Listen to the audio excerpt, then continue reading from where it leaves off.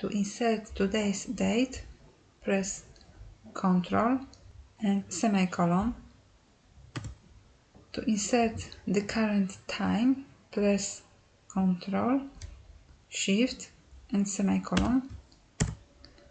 To insert the current date and time, press Ctrl, semicolon, space, and then Ctrl, Shift and semicolon. If you want the date and time to update, then for the current date use today's formula.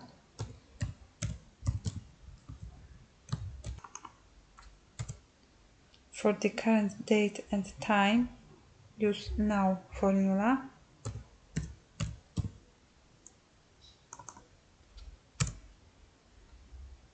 For current time, you can use now formula.